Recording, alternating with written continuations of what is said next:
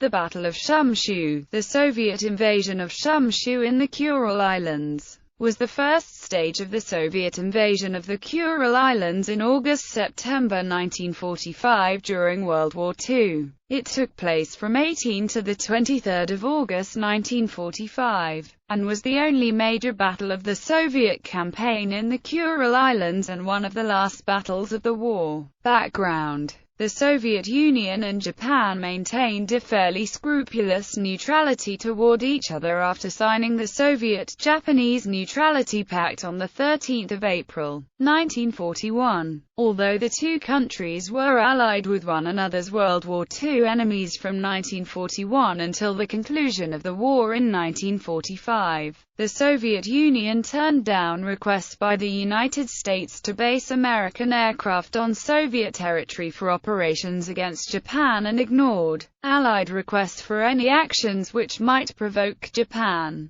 Joseph Stalin said that the Soviet entry into the war against Japan would not be possible until after a 3-month period following Germany's defeat, per an assurance he offered to the United States ambassador to the Soviet Union, Averell Harriman, at an October 1944 meeting. Stalin further stipulated as part of the agreement that it would include the Allies providing substantial assistance to the Soviet Union in building up its armed forces and military supplies in East Asia and the Pacific in advance of any Soviet operations against Japan. The United States soon began the work of meeting the Soviet requirements outside of and in addition to annual Lend-Lease allotments of aid to the Soviets, including the transfer of a dozen types of ships and aircraft from the United States to the Soviet armed forces. In the spring and summer of 1945, the United States secretly transferred 149 ships and craft, mostly escort vessels, landing craft, and minesweepers, to the Soviet Navy at Cold Bay and the territory of Alaska in Project Tula. Even so,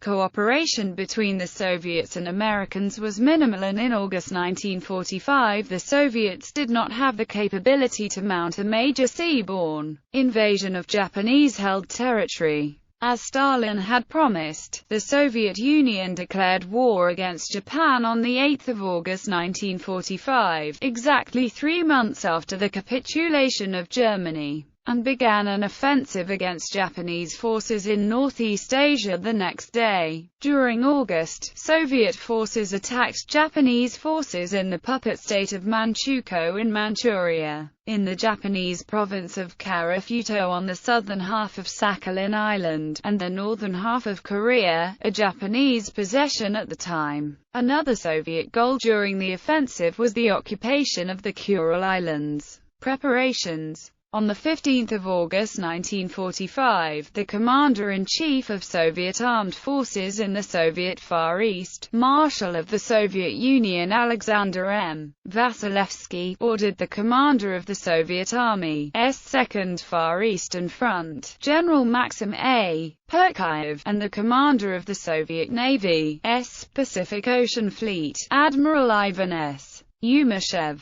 to take the first step in the conquest of the Kuril Islands by occupying the islands of Shumshu and Paramushiro at the northern end of archipelago, just off the southern tip of the Soviet Union's Kamchatka Peninsula. Soviet forces first were to take Shumshu, then Paramushiro, with these two islands under control. The rest of the island chain, which was only lightly held, would fall easily. Perkyaev and Yumashev placed the commander of the Soviet Army's Kamchatka Defense Zone, General A. R. Nichko, and the commander of the naval base at Petropavlovsk-Kamchatsky, Captain First Rank Dmitry G. Ponomarev, in charge of the Shumshu operation, with Nichko in overall command. Nichko and Ponomarev had orders to assemble an assault force from forces locally available on the Kamchatka Peninsula and land on Shumshu within 48 hours.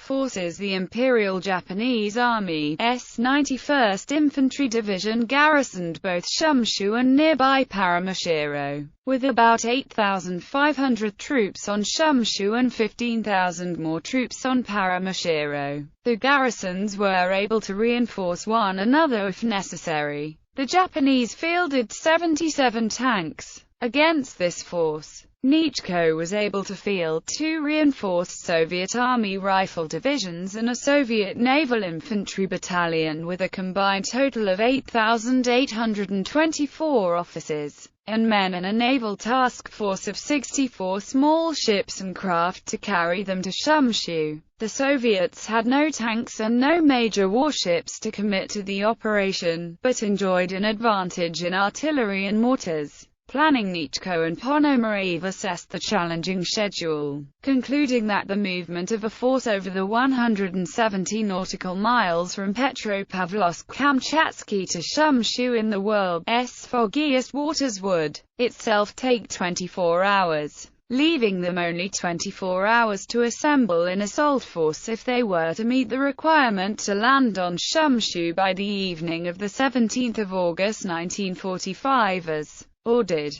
Nichiko requested and received a 24-hour postponement, which moved the landing requirement to no later than the evening of the 18th of August 1945. Although Soviet intelligence reports indicated that the Japanese troops on Shumshu were demoralized by Japanese Emperor Hirohito's announcement on the 15th of August 1945 that Japan intended to surrender, Nichiko believed that the Japanese advantage in numbers could put the operation in jeopardy. Chronically poor weather in the area limited the ability of Soviet aircraft to conduct reconnaissance or provide support to a landing, but they were tasked to attack Paramushiro's naval base to interdict Japanese reinforcements attempting to reach Shumshu. Nichiko also feared that his force lacked sufficient artillery and naval gunfire support for its initial landing. The ships of the landing force had few large guns. The largest of them, the minesweeper Okosk, had only one 130 mm and two 76.2-mm guns, and he doubted the Soviet Navy's ability to provide enough gunfire support to counter Japanese coastal artillery. Moreover, he and Ponomarev doubted the ability of the small ships available to remain on station and provide effective shore bombardment, while both under fire from Japanese coastal batteries and fighting strong currents in the first Kuril Strait. Nichiko planned to rely on 4 130 mm guns on Cape Lopatka on the southern tip of the Kamchatka Peninsula to provide additional artillery support by firing 12 kilometers across the first Kuril Strait against targets on Shumshu, but saw it as critical that Soviet infantry quickly establish a beachhead deep and secure enough to allow Soviet ships to unload artillery and mortars at Shumshu itself. He believed that only then would the Soviet advantage in artillery begin to express itself. However, the Soviet ground forces to be committed had little or no experience in amphibious warfare and little time for familiarization with Shumshu itself, and this too threatened the Soviet ability to establish the necessary beachhead. Nichiko hoped that by focusing the landing force in a concentrated attack on a small area, he could overcome these difficulties and establish a secure beachhead on which the Soviets could deploy artillery and mortars quickly. On the Japanese side, the 91st Infantry Division did not expect a Soviet attack. However, the Kurils had been a Japanese possession since 1875, and Japanese forces had garrisoned them throughout World War II, giving them great familiarity with the terrain. Nearby Paramushiro had been a major Japanese base in the North Pacific during the war, and Japanese coastal artillery was sited to defend against amphibious assaults on Shumshu. Japanese forces fighting the Soviets elsewhere in Northeast Asia had demonstrated an ability to put up a spirited defense. Despite Japan's announced intention to surrender and the cessation of hostilities with the other allies as of the 15th of August 1945, the landings The Soviet landing force left Petropavlovsk-Kamchatsky at 0500 on 17 August 1945 and, after a 21-hour voyage, arrived in the first Kural Strait at 0200 on 18 August 1945 and took up positions for the landings on Shumshu. The first wave of about 1,000 naval infantrymen went ashore at 0430 on 18 August 1945. Completely surprised, the Japanese mounted a disorganized defense, but the Soviets were unable to exploit this properly. Inexperienced in amphibious landings, the naval infantrymen indulged in uncoordinated advances inland instead of focusing on the primary objective of establishing a secure beachhead of sufficient depth to bring artillery and mortars ashore. By 0530, the Japanese had manned machine guns in pillboxes and foxholes and begun to inflict heavy casualties on the Soviets.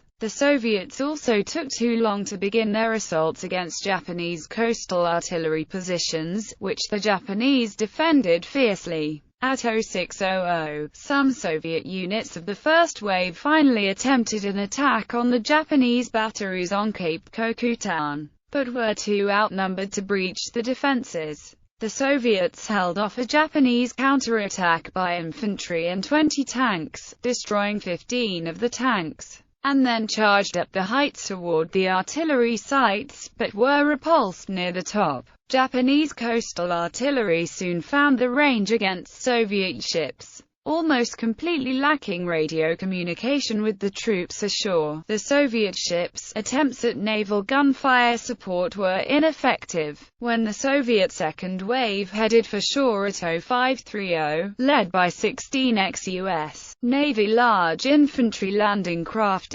now redesignated as Desante Yasuda, Japanese artillery laid down heavy fire against it. By the time it had finished unloading the second wave at 0900, Japanese artillery fire had destroyed 5 landing ships, DS-1-672, DS-5-525, DS-9-554, DS-43-943, and DS-47-671. The Soviet second wave came ashore without its artillery and mortars and with few of its radios. At 0910, Soviet forces on Shumshu, badly in need of reinforcements and supplies, finally established radio contact with the ships offshore and with the 4 guns on Cape Lopatka. The gunfire from Cape Lopatka was particularly effective, and the Soviet troops held out against repeated Japanese counterattacks.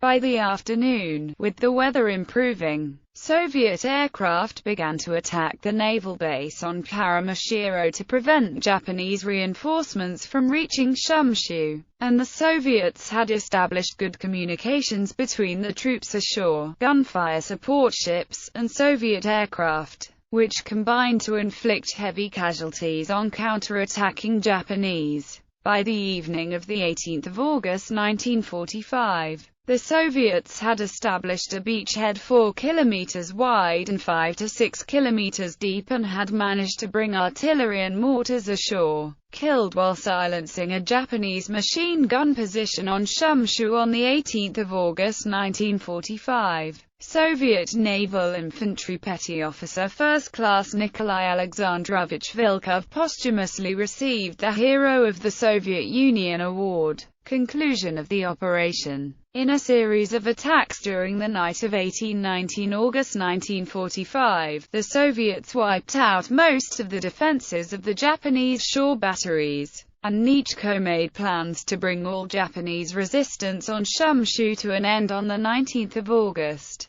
Soviet heavy artillery came ashore on the morning of 19 August, and small groups of Japanese began to surrender. At 0900, a Japanese envoy informed the Soviets that the 91st Infantry Division had received orders from higher command to cease hostilities at 1600. Japanese forces on Shumshu, Paramushiro, and Onikotan signed an unconditional surrender agreement at 1800 on 19 August 1945. However, fighting on Shumshu continued to flare up until 23 August 1945, when the last Japanese on the island finally surrendered. Results: the Battle of Shumshu was the only battle between the Soviets and Japanese in August-September 1945 in which Soviet casualties exceeded those of the Japanese. The Soviets suffered 1,567 casualties, 516 killed or missing and another 1,051 wounded, and the loss of 5 landing ships,